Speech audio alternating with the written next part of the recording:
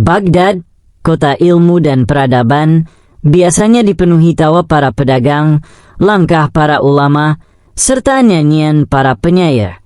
Namun pada hari itu, langit Baghdad tampak murung. Awan gelap menggantung seperti dinding raksasa, menutupi matahari yang biasanya memandikan kota dengan cahaya keemasan. Orang-orang di pasar mulai membicarakan hal aneh yang terjadi sejak beberapa hari terakhir. Sungai Tigris naik drastis, menelan tepian sungai yang biasanya ramai oleh pedagang kain, penjajah ikan, dan pengrajin tembikar. Beberapa warga bahkan mulai memindahkan barang-barang berharga mereka ke tempat tinggi. Air makin naik, teriak seorang pedagang kurma sambil menutup tokonya. "Sudah kubilang, ini pasti pertanda besar," sahut pedagang rempah.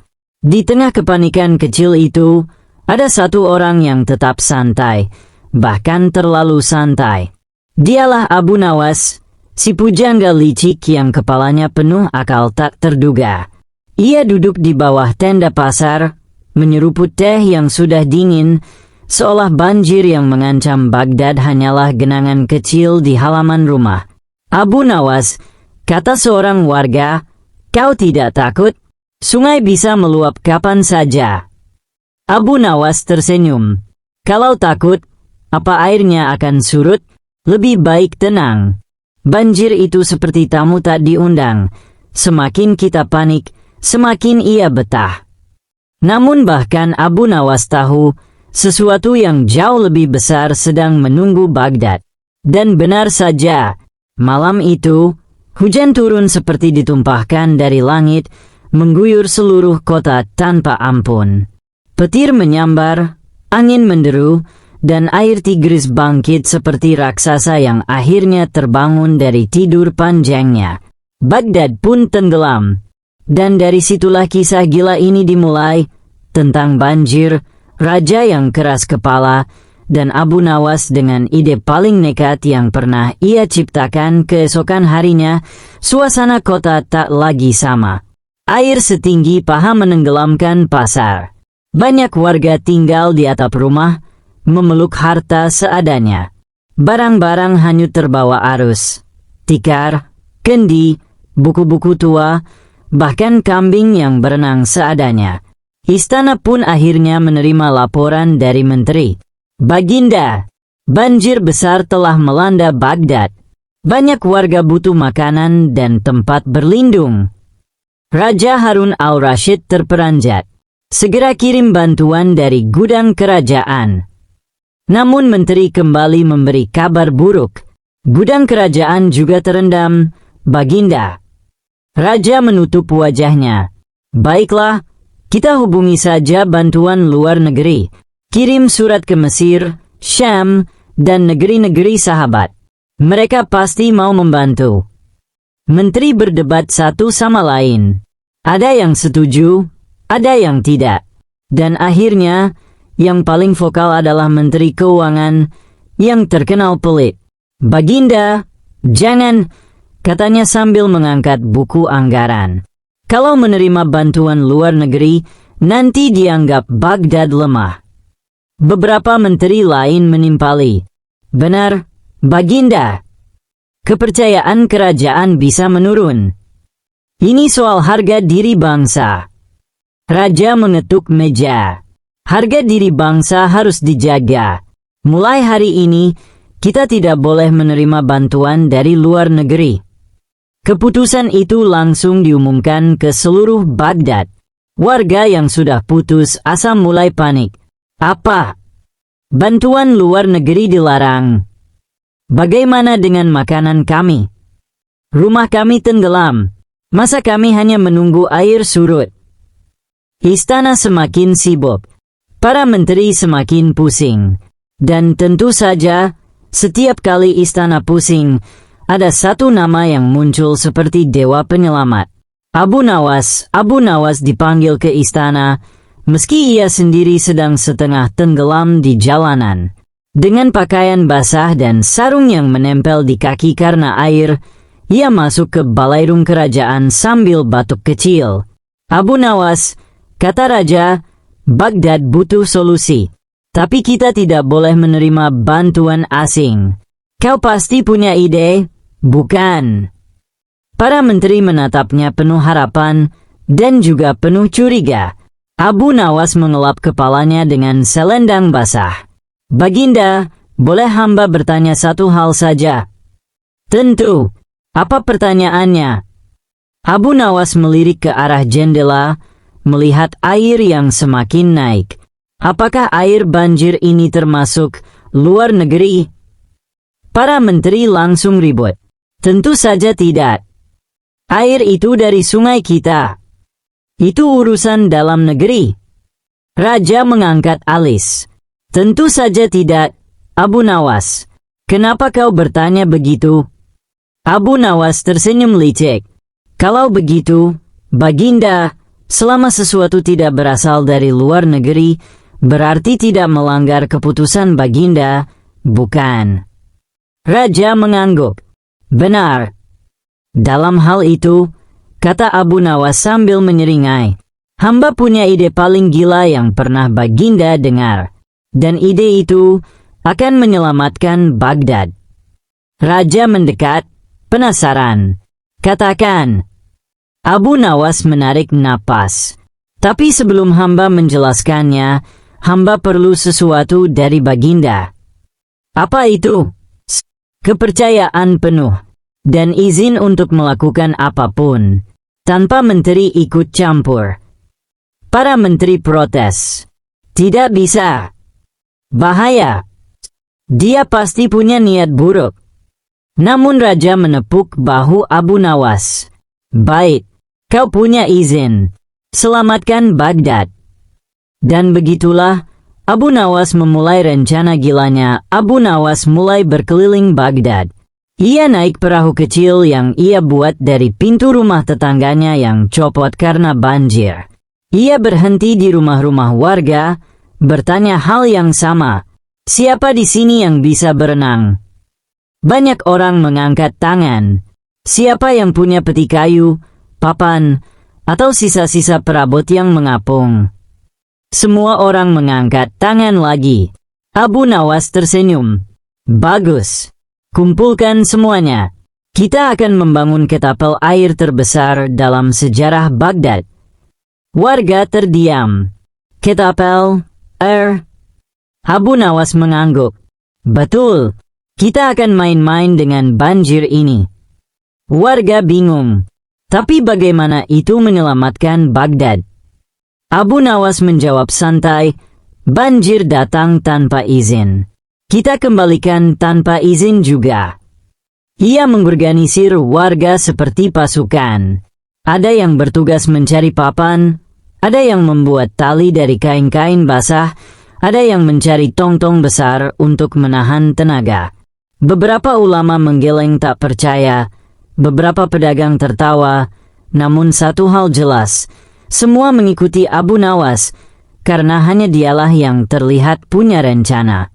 Dalam hitungan jam, mereka berhasil membangun semacam alat raksasa yang mirip ketapel, tapi diarahkan untuk menyendok air dan melemparkannya keluar Baghdad. Ini, kata seorang warga, gila sekali. Abu Nawas menepuk pundaknya. Tapi gila yang bermanfaat lebih baik daripada waras yang tidak melakukan apa-apa. Dan ketapel air pun bekerja. Crok! Splash! Wos! Air disendok, dilempar ke arah padang pasir di luar kota. Orang-orang bekerja bergantian seperti mesin raksasa. Kabar pun menyebar ke istana. Menteri panik. Baginda, Abu Nawas mengajak rakyat membangun alat aneh. Mereka melempar air keluar kota. Raja terkejut. Apa itu berhasil? Menteri gugup. Sebenarnya, air di pasar mulai surut sedikit. Raja bangkit. Aku harus melihat ini. Raja tiba di lokasi. Ia melihat ratusan orang bekerja bahu-membahu. Ada yang mengikat tali, ada yang menyendok air, ada yang mengarahkan ketapel. Abu Nawas berdiri di atas tong besar seperti jenderal perang. Baginda, serunya. Selamat datang di operasi pengusiran air tanpa bantuan asing. Raja terpana. Ini luar biasa. Menteri hampir pingsan melihat keberhasilan itu. Raja bertanya, bagaimana kau bisa memikirkan ide seaneh ini? Abu Nawas tersenyum. Baginda melarang bantuan luar negeri. Jadi hamba pikir, kalau begitu, kita harus memanfaatkan apa yang kita punya. Rakyat, kayu, tali, dan sedikit kegilaan. Raja tertawa keras. Abu Nawas, andai semua menteri secerdikmu. Menteri yang lain menunduk, merasa tersindir. Hari demi hari, air surut berkat kerja keras warga. Namun, masalah baru muncul. Banjir belum sepenuhnya hilang. Sungai Tigris terus meluap. Ketapel tidak cukup cepat. Warga mulai kelelahan. Dan Abu Nawas tahu, saatnya mengeluarkan bagian kedua dari rencananya. Abu Nawas menemui raja. Baginda, ketapel hanya solusi sementara. Kita butuh sesuatu yang lebih besar. Apa itu? Abu Nawas mendekat, suaranya merendah. Kita akan mengalirkan banjir kembali ke sungai dengan membuat jalan baru. Tapi kita tidak punya bahan bangunan yang cukup. Raja menghela napas. Bagaimana caranya tanpa bantuan luar negeri? Abu Nawas tersenyum lebar. Itu dia, Baginda. Kita akan menggunakan sesuatu yang tidak termasuk kategori bantuan luar negeri. Raja memicingkan mata. Apa itu? Abu Nawas menjawab. Tenaga ikan. Tenaga ikan. Abu Nawas mengangguk mantap. Benar, hamba akan memanggil para nelayan. Kita akan menggunakan ribuan ikan untuk menggali aliran baru. Raja hampir tak percaya. Ikan bisa menggali? Tidak, Baginda. Tapi ikan sangat pandai membuat arus. Kita buat jalur kecil menggunakan alat seadanya, lalu kita taburkan ikan di situ. Ketika mereka berenang melawan banjir, arus akan terbentuk. Arus itu akan memperbesar jalur, lalu mengarahkannya kembali ke sungai. Raja menatap Abu Nawas lama sekali. Abu Nawas, apakah ini akan berhasil atau ini hanya cara lain untuk memalukan para menteri? Abu Nawas tersenyum. Dua-duanya, Baginda. Raja tertawa keras. Lakukan. Nelayan dikumpulkan. Ribuan ikan ditangkap, bukan untuk dimakan, tetapi untuk dijadikan pasukan arus. Jalur kecil digali. Ikan dilepas serempat. Dan ajaib, ketika ribuan ikan berenang serentak, air mengikuti, mengalir lebih cepat, memperbesar jalur, dan menciptakan arus yang mengalirkan banjir kembali ke sungai. Rakyat bersorak. Aku tak percaya ini berhasil. Abu Nawas memang gila. Gila tapi jenius. Dalam beberapa hari, Baghdad benar-benar kering. Rumah bisa dibersihkan. Pasar dibuka. Toko kembali beroperasi. Hidup berjalan lagi. Dan semua itu terjadi tanpa bantuan luar negeri. Raja memanggil Abu Nawas ke istana. Abu Nawas, katanya, kau telah menyelamatkan Baghdad dengan ide yang bahkan jin pun tak terpikir. Kau pantas mendapat hadiah besar. Abu Nawas mengangkat alis. Hadiah apa itu, Baginda? Raja mengeluarkan gulungan. Mulai hari ini, kau adalah penasihat resmi untuk urusan bencana. Para menteri terkejut. Apa? Abu Nawas jadi penasihat? Bagaimana dengan kami? Wah, tamat sudah. Abu Nawas menatap raja dengan ekspresi jenaka. Baginda, kalau hamba dijadikan penasihat resmi, apakah hamba harus bekerja sungguhan? Raja tertawa keras. Tentu. Abu Nawas pura-pura pingsan. Raja makin terbahak. Baiklah, Abu Nawas. Kalau begitu, sebagai hadiah, kau bebas dari pajak seumur hidup. Abu Nawas langsung bangkit. Baginda, itu hadiah terbaik sepanjang sejarah. Raja mengangguk.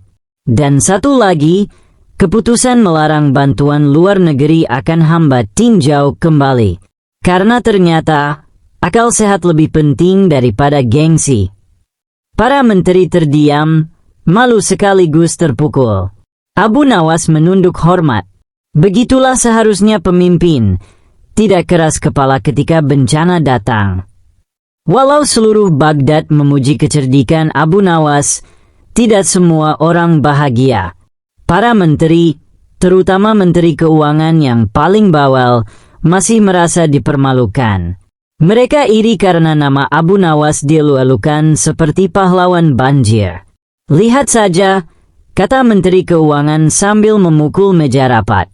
Rakyat lebih percaya Abu Nawas daripada kita. Bahkan Baginda pun lebih sering tertawa bersama dia dibanding mendengar laporan kita. Menteri Perdagangan mengangguk gusar. Betul. Dan sekarang, karena keputusan Baginda merevisi aturan, tidak boleh menerima bantuan luar negeri, kita dikira semua orang tidak punya otak. Menteri Agama yang biasanya tenang ikut menghela napas. Aku tidak keberatan Abu Nawas membantu Baghdad, tapi aku tidak suka caranya membuat kita terlihat seperti boneka. Menteri Keamanan berdiri. Ini saatnya kita memulihkan nama baik kita. Kita harus mengalahkan Abu Nawas. Bagaimana caranya? Dia licik. Dan dia selalu selangkah di depan. Menteri Keuangan tersenyum licik. Tenang. Kalian mungkin lupa, tapi aku tidak. Ia membuka laci meja dan mengeluarkan gulungan tua. Ini adalah daftar peraturan kerajaan yang sudah lama dilupakan. Termasuk peraturan yang bisa menjebak Abu Nawas. Para menteri mendekat penuh rasa ingin tahu. Apa isi gulungan itu? Menteri Keuangan membuka gulungan dan membaca dengan dramatis. Siapapun yang melakukan kegiatan tanpa izin resmi kerajaan selama masa bencana wajib disidang oleh Dewan Istana. Menteri Perdagangan berseru, "Itu sempurna." Ketika Abu Nawas mengerahkan rakyat membuat ketapel air raksasa, ia tidak meminta izin. Menteri Keamanan menepuk tangan. Kita bisa menuduhnya. Dia melanggar peraturan kerajaan. Semua menteri saling pandang dan tersenyum penuh rencana. Kalau begitu, kita seret dia ke persidangan. Mereka pun bersorak, seolah kemenangan sudah di tangan. Namun satu hal yang mereka lupakan adalah bahwa berurusan dengan Abu Nawas tanpa berpikir panjang sama seperti bermain catur dengan kambing. Kalia.